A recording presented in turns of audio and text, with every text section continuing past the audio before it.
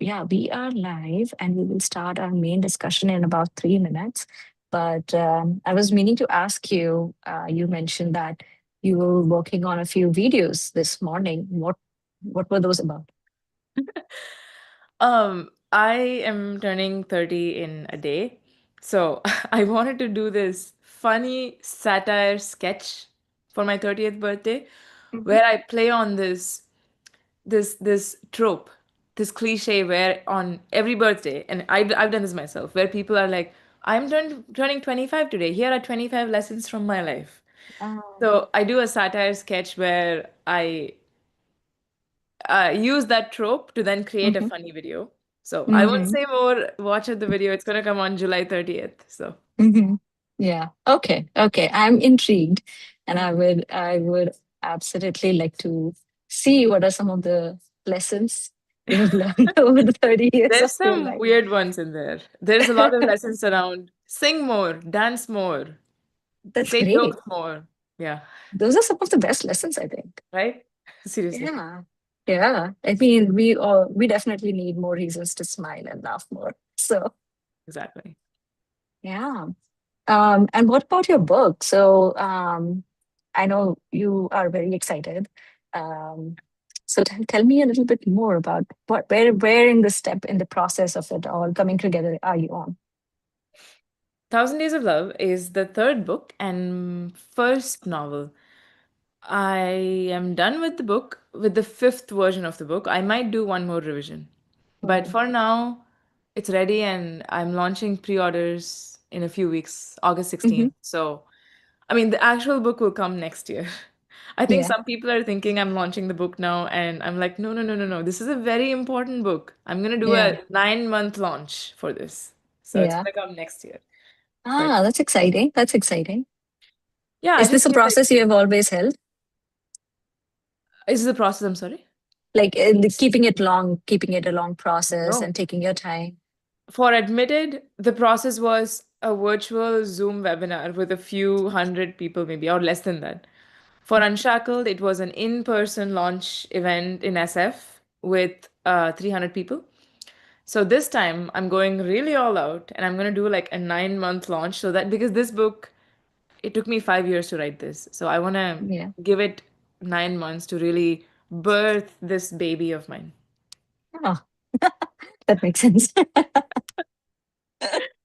All right. So we are at 5:30 p.m. And so we can start talking about why we are here today. So hello everyone. Welcome to the latest episode of Chai and Chat. I am Prachi Singh, the audience engagement editor at India Currents. And today I'm joined by entrepreneur, author, and former tech professional Soundarya Balasubramani. Thank you, Soundarya, for taking the time to be here on the show where people can ask you questions in real time about navigating career journeys beyond H-1B. Could you please briefly introduce yourself and tell us what's latest?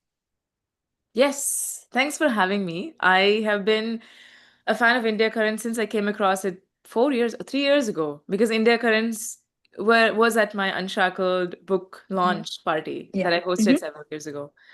Um, I am originally from India. Specifically, I'm from a suburb in southern India, in Tamil Nadu. Moved to the US when I was 21, like many students, for a master's.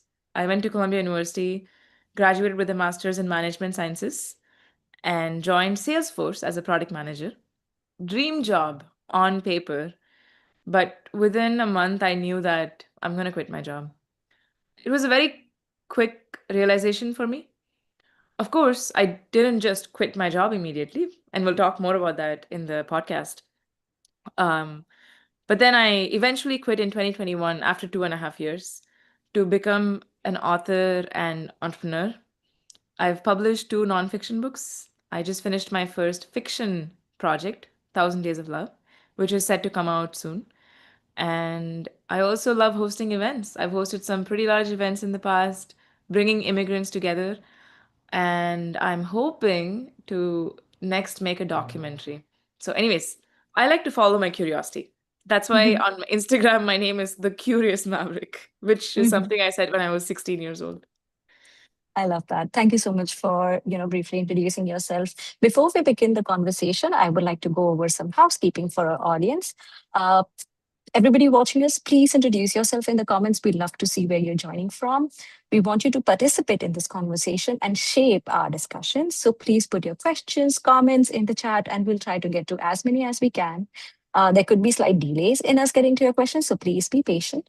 Please keep comments respectful and on topic. We want this to be a positive space for everyone. Don't forget to hit that heart button if you're enjoying this conversation. We'll be going on for about 45 minutes. So let's get started. Um, so, Great. Soundarya, let's start with your story. You made the leap from working in tech, like you mentioned before, in Salesforce. You also mentioned you, within a month, you knew you wanted to quit. So, tell us about building a community led startup and publishing books. Tell us about that turning point that you just mentioned before. Yes. Recently, I went back and reread this free guide that I created on the O1 visa. So for folks who are listening, if you go to curiousmaverick.com/immigration, I've published some 30 free guides there. You can go and download all of them if you want and read them. There's one specific guide where I talked about the story of getting my O1 visa because I had a long journey. There are some people who get it within a few months. For me, it took 2 years. And while reading the story, I noticed that I said something as early as April 2019. I wrote in my journal things like, I don't know what I'm doing here in this job. Um, this is a bit extreme, but if I die tomorrow, is this my contribution to the world? Is this all I'm going to be creating for the community? There was a sense of emptiness in my stomach every day as I went to the job. I think a lot of people feel this in tech.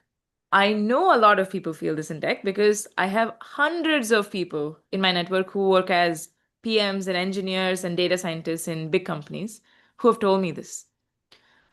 I felt it too. It's not surprising, right? I think we are a generation who is fed on this idea of follow your passion. Steve Jobs said it, and a lot of other people have said it since. I just knew that this wasn't my passion. It's not my passion to work on cybersecurity for this one product at this CRM company. This is no disrespect to anyone who's working in a corporate, though, because I have friends who deeply enjoy their process, what they're learning, and they make good money. But I just knew that I am a creative person and I want to follow my creative pursuits. Um, so I began to write these things in my journal. I go back and I can still see these journal entries saying things like, what am I doing here? I do not want to be here. I want to go out there and do something on my own. Although I didn't know what that was back then. Took some Mhm, time to figure that out. So I didn't immediately quit though. mhm, I had to pay back a loan. I had to be realistic too. So I spent the first year paying back my student loan, almost $100,000. And in that time, I began to look at a lot of startups. I began to mhm, read a ton of articles, essays, papers, and I was really interested in neurotech back then. mhm, Um, I applied to many startups in 2020. I went to the final rounds for some, but did not get selected. But surprisingly, I also was writing a book in the background called Admitted. Somehow I managed to publish that book in 2020 during the pandemic. So that's what made me realize, oh, maybe I should be an author. mhm, But then I'm like, I don't know a single author in my network who makes a living as an author. So there's no role model for it. Um, mhm, but yeah, eventually I did quit my job to become an author and but other things. I don't just write. I mhm, also have run a community-led startup. I've hosted events, I've raised money for sponsorships, etc. mhm, So I don't think I'm still a full-time author. mhm, Maybe someday. But I think that the piece that I want to share is a lot of us feel this emptiness in our stomach when we go to a job that doesn't align with our values. If you have the privilege to act on it now, I would recommend people do it now, especially if you don't have a family, if you don't have a kid, if you're on your own and you can take this risk without it mhm. impacting too many people. I think there's a very specific window in your life when you can do that.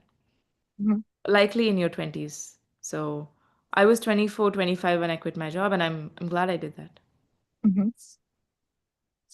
I'm glad you mentioned taking risks as well. I do have a question about that later on. Um, but yeah, because you have mentioned, community-led startup that you've started, and we hear start a startup in Silicon Valley all the time.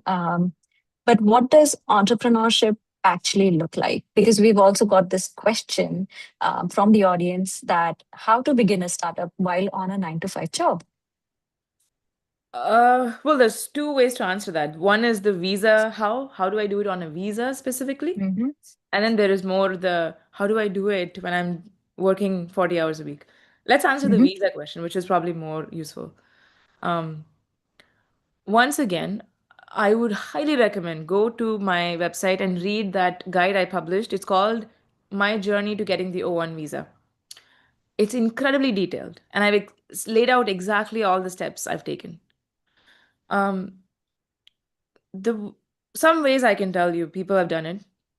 First, you can theoretically you can start an LLC on any visa.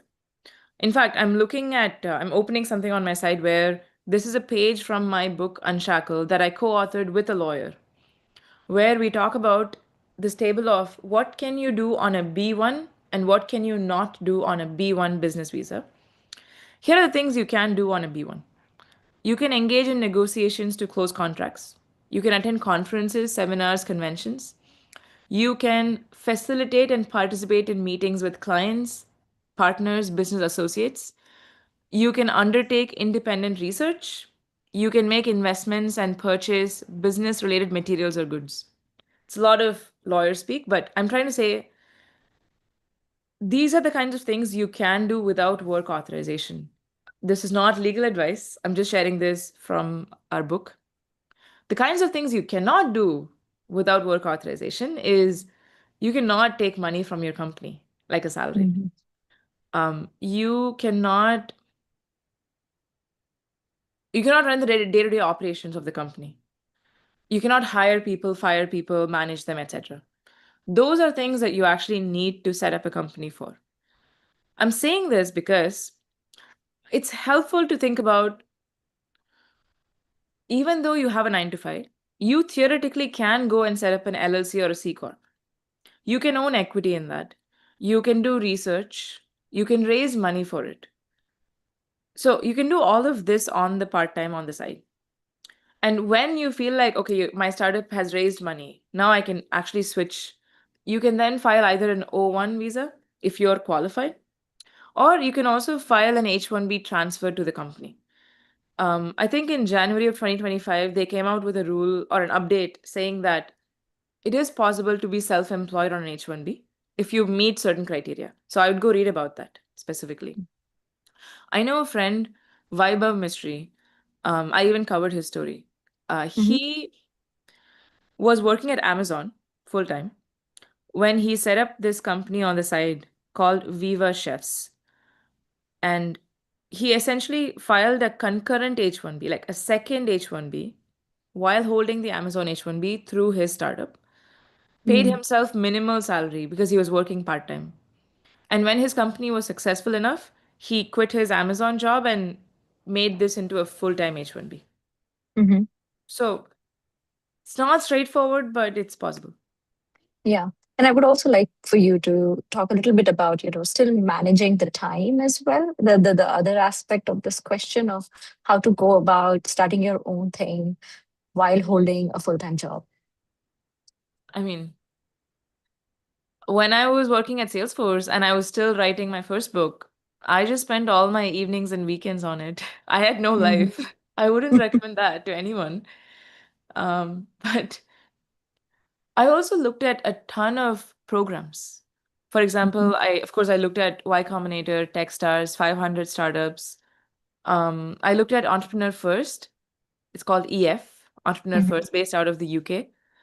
Um, I looked at South Park Commons in San Francisco, a ton of these accelerator slash incubator programs that I could apply to.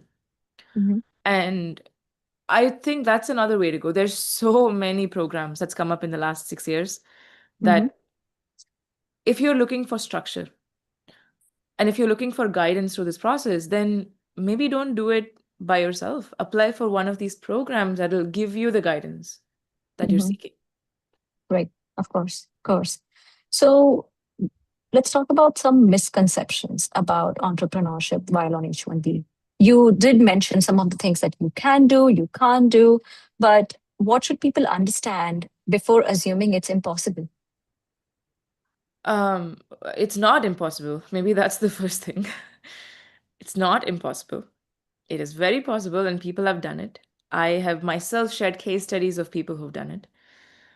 For example, in Unshackled, I shared the story of Victoria, who on H-1B built her startup. I shared about Vibe of Mystery right now, and there's a few more that I can, like, if you go back to my timeline, you'll see it.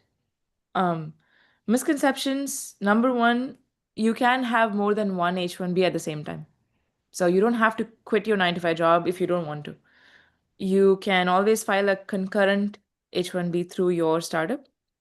But remember, you still have to show that you can pay yourself a salary. And it has Hmm. to be related to your field of study, your field of expertise, etc. Hmm. Um, Secondly, you can own 100% equity in the company. This is where I want people to go and read the actual ruling and the nuance. I'm Hmm. giving a very like brushstroke overview, but Right. I do remember talking about this in a video that you can be like you can own 100% equity. You don't have to feel like, oh God, I can only own less than 50%. But if you own 100% equity, I believe you still have to show employer-employee separation. Hmm. Even I have to Okay. show it. Like I'm on an O1 visa through a company that I founded, but I can be fired technically because I have a Hmm. board in my company. Same for H-1B. You have to have that board and give them the permission to supervise you. Um, Right. you still have to take minimum salary or Hmm. salary above minimum wage for your SOC code, but you can work part-time. Most people don't know that there's part-time H-1B. And in part-time H-1B, I've seen people work anywhere from 10 hours to 35 hours. Hmm. Okay. So that's possible, which means you don't have to take a full-time salary from your company. You can just work part-time and take part-time salary. So it's not too much cash burn. Hmm. Yeah, that makes sense. Um, so I know you mentioned that, to begin anything that you want to do with research, look at if it feels difficult to start doing something alone, look at programs who are already supporting, who could support you do this. But we have had this question come in from an audience member as well, like they are on H-1B and they want to know how to jump to the next ship. So somebody who's watching this right now, and if they don't know where to begin, what do you think should be their very first step, or the very first few steps that they can start with? I can understand this much, this must feel so overwhelming and a big thing to jump into. So how can you break it Yeah. down for them? Yeah. I'm trying to think of what are the first few things I did, like Mm-hmm. maybe 6, 7 years ago. I began with looking at all accelerated programs I could think of, and AI has made this 1,000 times easier. You just go to AI and ask it to give you a Mm-hmm. list of incubators, accelerators that make sense for your field. Um, I also joined a few Slack communities with Mm-hmm. other founders. Um, I believe Lenny Rachitsky, this famous PM expert, has a Slack community. So like that, there's many Slacks that I would join. Mm-hmm. I I have used Y Combinator's co-founder matching program so much to meet awesome people. So Mm-hmm. they have this co-founder matching where you go and put your profile like dating, Mm-hmm. and then you get to see other people's profile and swipe on that. Um, and I have probably met 20, 25 founders just by doing this. Mm-hmm. And I even did a pilot project with one of them called named Andrew back in 2019, just as a pilot. It didn't go Yeah. anywhere, but Yeah. yeah, I mean, there's enough and more resources out there. I would start with these three first. Right. And yeah, so I'm glad you mentioned that because it must have been a practice, right? Like meeting people and learning how things work. And like you mentioned, something you tried in 2019, it didn't go anywhere, but it was still a learning process. And um, I to everybody listening, we will, if you have RSVP'd and we have your email address, you will receive a guidebook at the end of this conversation. Because what I do is I compile all of the things that we talk about, so it makes it easier for everybody to come back to as well. So yeah, if you RSVP'd, you will receive a guidebook that has the resources that Soundarya is mentioning right now, listed, so it makes it easier for you to go and follow that through. Um, we were talking about O1 earlier as well. So just, shifting the conversation from H-1B to O1, uh, what does O1 actually recognize, and what are some of the biggest misconceptions people have about it? Because I know that, it could almost feel like, oh, it's an extraordinary visa. So how do I show Extraordinary myself? ability, Hmm. right? Hmm. Extraordinary ability. So yeah, how would you say? Because I do have a couple of follow-up questions that I see from the audience. So let's start with misconceptions and then I'll get into those questions. Awesome, absolutely. The O1, alien of extraordinary ability. Oh my God. It's not. It's neither easy nor hard. Mm, I wouldn't say the O1 is easy. I also wouldn't say the O1 is hard. I mean, it was hard for me for a different reason because I was literally switching from one field to another. So I had to rebuild evidence from scratch. That's why it took me so mm-hmm, much time. mm, But the O1, just like the H-1B, is a work visa. It's a temporary work visa that is given for people who prove to be an expert in their field and have significantly contributed to their field. It's only about your field. They're not looking to see, are you the best engineer out there? They want to know, mm, are you one of the top experts in the field of software engineering as it pertains to um, like cloud monitoring or as it pertains to um, IoT devices in home environments, like something so specific. mm, So people need to understand first that they have to know what is their field. You cannot use evidence from anything outside your field. For mhm, example, I used to work at Salesforce as a PM, but when I'm filing an O1 as a writer, I cannot use my stuff I did as a PM in a mhm, cybersecurity part of Salesforce. It has nothing to do with writing. mhm, Um, so, yes, my point is that first pick your field. Then I would go and read about the criteria. Once again, on my website, I have published a detailed O1 guide, which is the fourth chapter from my book, Unshackled. mhm, I've actually published my whole book for free, so you can also just go read the whole book. But the O1 chapter dives deep into the different criteria. There's 8 criteria, and you mhm, have to satisfy 3 out of 8 criteria minimum. mhm, Um, when I filed my O1 second time, I actually applied for all 8 criteria and I got it approved, thankfully. The first time mhm, around, they denied my O1. I don't think they were at fault. Honestly, I don't think I was ready. But I also think this officer was incredibly biased. He mm, or she did not even take into account a single piece of evidence we sent, which is unusual. They definitely had a bias. And sometimes you just get unlucky. You get an mhm, officer who is so anti immigration or for whatever reason that they will try to find out every single reason why they shouldn't give you the visa. mhm. And so, anyways, um, yeah, that's the quick intro to the O1. And Yeah. anyone can apply. You can apply from anywhere. I applied from Mhm, India, not from the mhm, US. You can apply during any time of the year. It's not like the H-1B where it's only during March. mhm, Um, and yeah, if you get it approved and if you're on change of status, it immediately switches to an O1. So you're on an O1 instantly. mhm. Yeah. How long did it take for you to get your over? I mean, also like talking about the one that got rejected and then after that. Oh boy. I applied for the one that got rejected in January of 2022, just a few months after I quit. Mhm, Got the RFE maybe, I don't know, in February 2022. mhm, Responded back in April 2022. We took a few months to put everything together. And then denial came May 2022. So Mhm. yeah, the second time around when I applied in September 2023, and I got the approval within like 3 business days. It was really Oh, fast. oh, wow. Okay, that Yeah. is fast. Yeah. Oh, okay, yeah.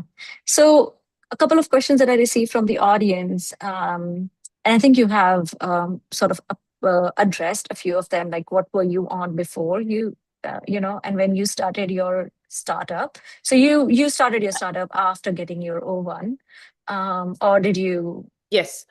Yeah. So mine's a very complicated timeline, but I quit Salesforce to join a startup part-time on a part-time Mm. H1.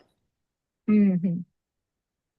And then when I raised about $100,000 for my book, I left the US and set up my company when I was in India. Mm. Got my O1 through my company, came back on the O1. Mm. Okay. And yes, since then I've been on the O1. So Yeah, okay, that makes sense because somebody was asking, like if you can apply from India for O1, so that yeah, answers that yeah, question. you can apply. Um, could you talk a little bit about like most important factors for building your profile, and then the cost involved in the whole process as well? Yes, and I will say one thing before I say that. You can Mhm. apply from anywhere in the world, but you still need to apply through a US sponsor or a US agent. Right. It can be an employer or an agent. Most people don't even know the agent route exists. So please read about the O1 agent route. It can be very helpful for some people. Mhm. Um, sorry, what was the question? Like, what do you do to build a So, profile? yeah, how to build your profile, and then what are some of the costs involved in the whole process? Building profile depends on what field you're in. For Hmm. example, let's take engineer.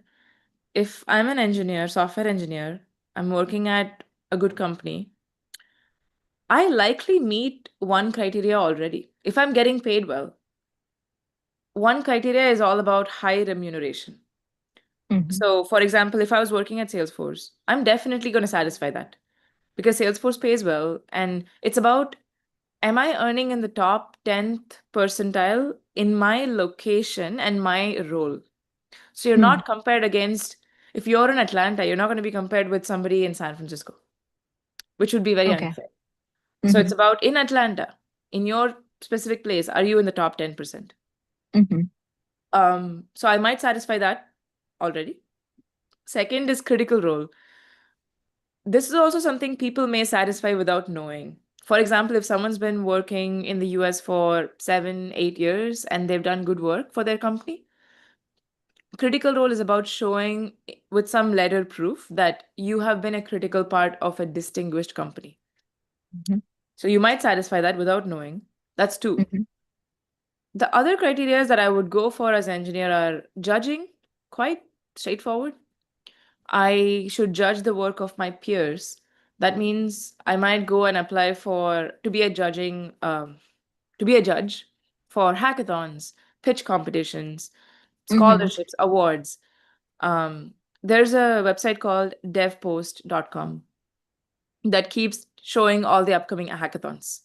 Highly Hmm. recommend checking that out. Reach out to the hackathons organizer. There's an email there generally. Just email them and be like, I'm an expert in so and so field. I would love to volunteer for free and help you. Hmm. So yeah, I would keep like slowly building the profile. One other place you could build your profile is authorship. Hmm. I, funnily enough, I used to write articles and I've posted articles in Hacker Noon, Mind the Product, Product Hired, in Times of India, Hindu, Indian Express, without even knowing this helps me towards my O1. This was Hmm. before I knew about the O1.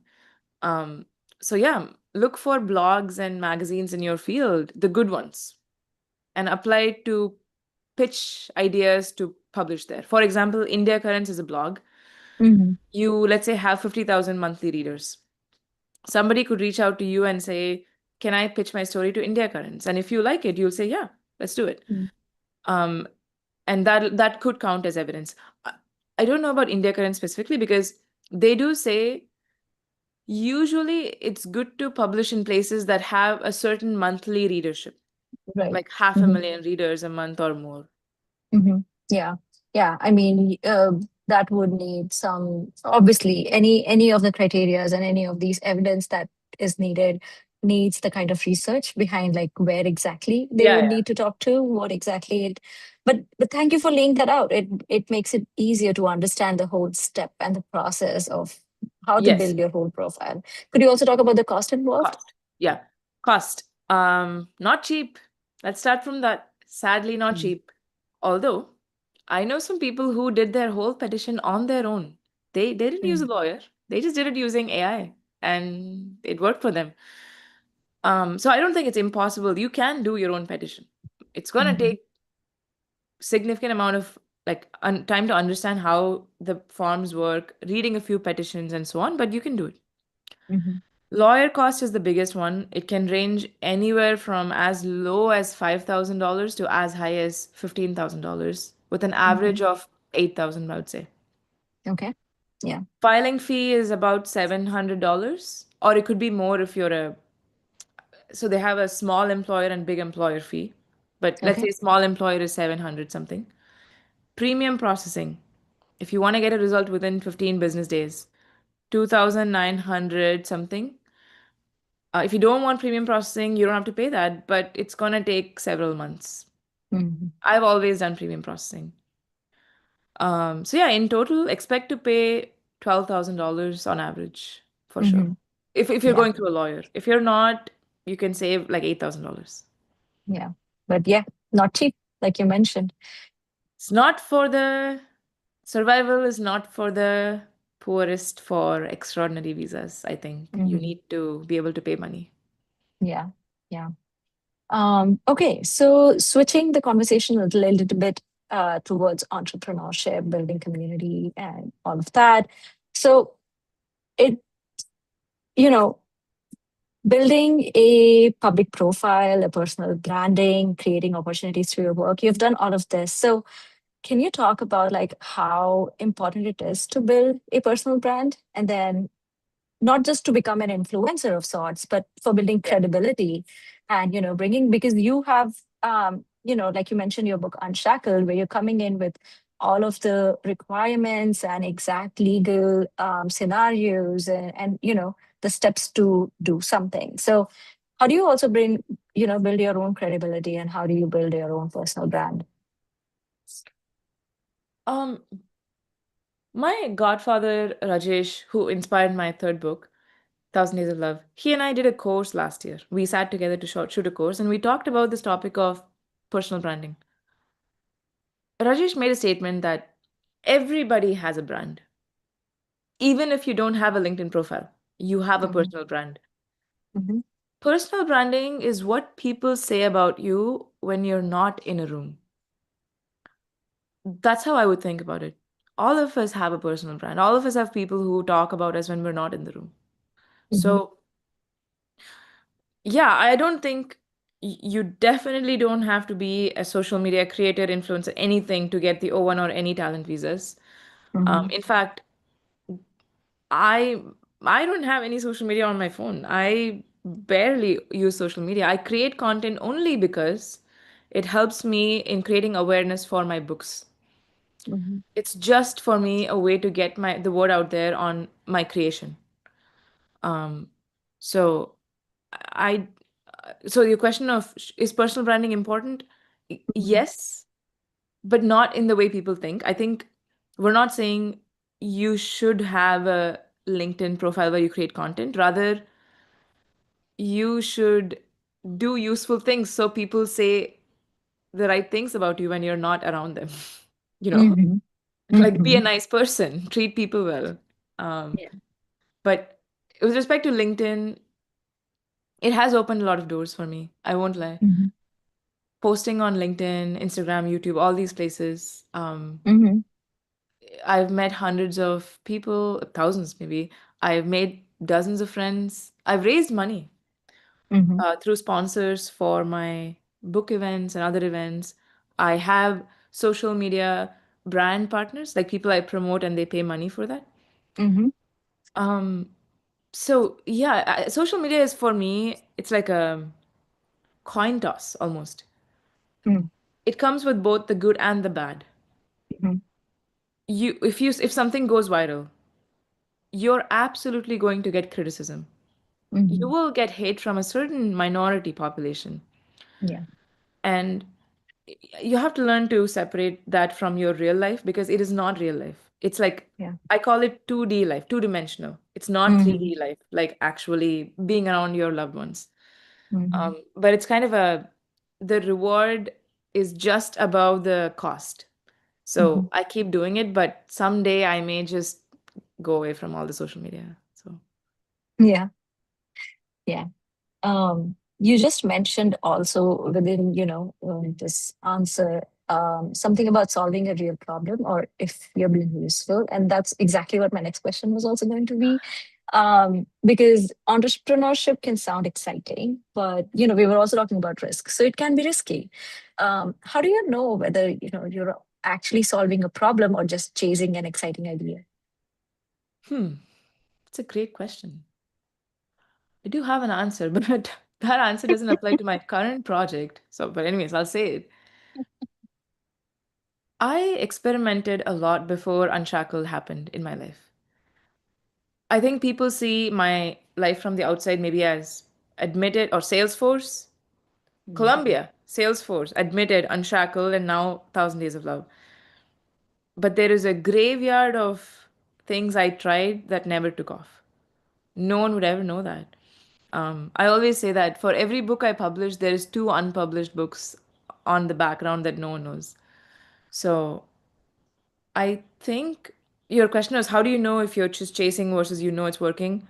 Mm-hmm. There was a bit of they say product market fit. There's a famous quote product market fit is like gravity. You Mm-hmm. can't resist it. It pulls you towards it. I think I felt that with Unshackled. When I was when I published the post on LinkedIn, I still remember August 9th, 2022. I make a post with the hook line saying, if you're an immigrant in America, this is for you. Mm-hmm. And then I go on to talk about this book project I'm thinking about writing, talking a book on high skilled immigration for high skilled immigrants. And that went viral. Or like back then, it felt like it was viral. It reached a Mm-hmm. few 100,000 people. Hundreds of people commented and messaged me. And there was just this pull that I felt towards this immigrant crowd of people who all echoed the frustration that I had felt going through my O1 process and getting it denied, which was so Mm-hmm. frustrating. But people showed so many other sides of the system that was broken. Mm-hmm. The green card backlog, everyone knows about it. Mm-hmm. Or how it's so hard to start companies. Back then, it was not as clear as it is right now. Mm-hmm. How there's lack of education in universities around immigration. And so that's the thing. I felt this calling or pull towards nobody's really written about this in a way that's accessible. Mm-hmm. So maybe I should do this because I'm good at taking a complex topic and making it more fun and interesting. Mm-hmm. So this is as boring as a topic can go. Who the hell wants to read about US immigration on a Saturday afternoon? But it's a necessary evil. Yeah. So, um, yeah, I'm very proud of the fact that a lot of people who read Unshackled have told me, oh my God, it felt like I was reading a novel because there's a Yeah. lot of I'm stories. glad to hear that. Yeah. Yeah. Yeah. Yeah. Um, I'm so glad to hear that that's the response you got. Thanks. So that question to your answer to your question is, I think you try a lot and you're Mm-hmm. constantly experimenting in public. Like I tried doing two newsletters, I tried doing another book, I tried doing Notion consulting, a course on Notion. None of it stuck. But then this thing somehow stuck. I also think it's because it came from a very deep personal frustration for me. Mm-hmm. And my all of my books that have succeeded have come from deep emotional frustration or just this raw feeling that I felt about a topic. Even Thousand Days of Love is inspired by Rajesh Sethi, who is my godfather and the person who changed my life. So it's a very deep emotional connection I have to the project right now. Mm-hmm. So Mm-hmm. I think that anything anyone creates, they need to have that connection. But I've also met friends of mine in Silicon Valley. they have no emotional connection with the product. They're like, Mm, oh, let's just try everything and see what sticks in the market and just pour money on it and yeah, just make a lot of money and get this out there. That is fine too. I think it's just different for different people. right. That makes sense. Um, and still talking about a bit of risk taking. As immigrants, we have so many different kind of pressures going on. Family, finances, immigration status that you just mentioned, and we also always feel the need to choose the safest path. So, how do you balance practical realities with taking calculated risks? When I say I'm a writer or I wrote a novel, especially in SF, the first thing people say is, wow, that is so interesting and unique. And the second thing that they ask, even if they don't ask out loud, I know they're asking is, how the hell do you make money in that? um, the short answer is you don't. I still Hmm. don't make a living off of any of my books. Hmm. I think I understood the practical reality after I quit my job. I mean, I was barely making money in the part-time H-1B job. And then once I started my company and got the O1, I had to hustle a lot to make money Hmm. because I still lived in the reality that I'm living in the US where things are expensive. And I also want to, in general, build wealth for myself. I'm not looking to build a crazy amount of wealth either. But I need to build something for Hmm. myself and for my family and future. So I just, when I quit my job, I just had this conviction that I will figure it out. I think that's what happens when you're 24 years old and you read books like Shoe Dog by Phil Knight. It's a memoir of Nike's founder. And when you're so romanticized with the idea of going out on your own, you don't Hmm. think too much about the practical reality. And that's actually a good thing I realized because Hmm. it's going to be exponentially harder for me to quit my job now than at Hmm. 24 when I quit. Hmm. And so, yeah, some of it is just like young, stupid, stubborn optimism. Hmm. But then with time, I've realized that you just have to figure out something that the market will pay for. And I've tried a lot of different things. I have made money from 10 different sources in the last 3, 4 years. Hmm. It is not one source. I've made money from event sponsorships I've raised for. I Right. got a grant from a foundation. I did some crowdfunding. I've made Mhm, money through community memberships that I used to mhm, run and people paid for. I've made money from social media partnerships, consulting for mm, startups, so mhm, many things. And I will say, if you plan to quit your job, even if you've saved money, expect to worry about it a lot. Until you realize, I mean, at some point, I still worry about money. I'm still not mm, like, the paycheck just comes in every 2 weeks, not at all. mhm. But now I have the conviction that money is just an exchange of value. And as long as you can provide value with your skills, you'll be fine. Like, yeah, Yeah, you don't have to work hard. I worked 2 times harder than I ever worked when I was at Salesforce. yeah, But then that's the price you pay for freedom and flexibility and autonomy over your yeah, life. yeah. I like the optimism that we are giving out to our audience right now. Um, Great. I do have a question in the live chat for you. How did you find yourself through these career changes?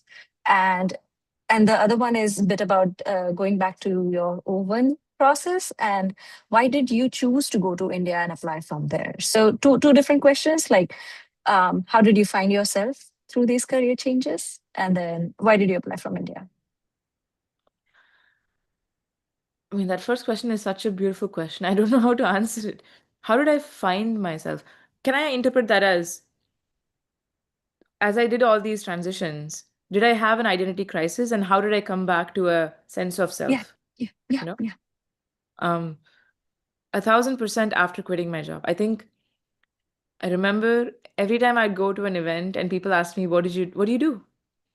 The first question people ask, I would kind of stammer. I would think, I'd say, I just quit my job. I'm working on a book, or I'm exploring. I'm trying something out. Yeah, I never had a clear answer. And how did I find myself? I think in some ways you just stop putting so much pressure, maybe on the question of finding yourself and having an identity. Right now, I have fun answering the question. When people ask me, what do you do? I say something different every time. I don't even care anymore what I say. For example, today, let's say if you're asking me what do you do, I'll be like, I'm turning 30 and I just shot the most fun video for it. I'll just say that. Mm-hmm. Or sometimes I mean, of course, many of the times I might say, I just finished writing my novel, my first novel. Um, Mm-hmm. I realized people don't have to know everything about your story. They're just looking for like a piece so that they can put you in a box in their reality. So, Mm-hmm. I just have to give them a piece of that story that fits in their reality. So I don't need to confuse them by saying, oh, yeah, I used to be a PM and then I quit my job and wrote a nonfiction book and now I'm writing a novel. Like, who cares? They don't care Mm-hmm. about that. So maybe just less pressure on the question of how do you find yourself, Mm-hmm. and constantly surrounding yourself with people who lift you up. I mean, Rajesh, I talk about him so much because I met him at such a formative time in my life. And Mm-hmm. the biggest thing he gave me was belief. Belief. And it's it's such a cliche to say that. I mean, I can hear myself saying that, and I'm thinking, oh God, this audience who's going to listen to this is going to roll their eye and think, what are you talking about? Belief. Mm-hmm. But then there's so many moments after you quit Prachi where you're just terrified. Like right Mm-hmm. before you go to bed, when you wake up, when you're standing in line, you're just terrified that I don't know what I'm doing. I don't know if I can do this. I don't think I can do this. That voice is always there. Mm-hmm. So in those moments, imagine if in every single such moment you had someone who you know loves you, tell you that you're going to be fine. I'm here. I got you. And you have extraordinary potential, and I'm going to make sure that we get to that. I don't think people understand just how much that can help them in that moment. Mm-hmm. So, yeah, I mean, I have a lot of such people now in my life. It wasn't the case before, but now I Yeah. feel like I only have people who make me feel empowered. Yeah. And so the other question was around the India, right? Yeah. Uh, that's a more practical question. I think I went to India and I decided to set up the company from there because I was still on a part-time H-1B here. Mm-hmm. I wanted to work on my book full time. I didn't want to even do anything part-time. Mm-hmm. And I once I raised that 100K and got the grant, I had this feeling like I just had this conviction that let's go all in into this. Why am I here in this country constantly fighting with myself and not able to do what I want? Mm-hmm. Why? I don't have a family, I have no kids. I'm not rooted to anything here.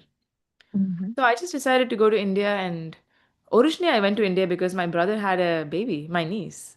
So just Oh. to see her I went, but then I realized I don't want to go back. I just want to finish my book here Mm-hmm. and go back with an O1 visa. Mm-hmm. And it did happen eventually. That makes sense. We are at time, and but I love that, we were talking about empowerment, finding a support system and finding somebody who believes in you. So I hope everybody who was watching goes back feeling inspired, not overwhelmed with all of the things that they want to do, but having a sort of process or an idea of the first few steps that they can take, and knowing that they do have community and they do have people around them who believe in them, including us at India Currents and you, Soundarya, and all of the resources that are available to, to help them take those first few steps into doing something that they're passionate about, something that they've been thinking about and haven't known what to do about it. So Again, thank you, Soundarya, for being here. I think we are also, again, all of us leaving the conversation with more agency on our careers and lives and inspired. Um, to our audience, thank you for joining and for your questions. If this conversation resonated with you, please consider sharing this episode in your network. We do these monthly, so let us know what other topics you would want us to cover. You can put that in the comment section or on our website. The link is in the description below. Until next time, this was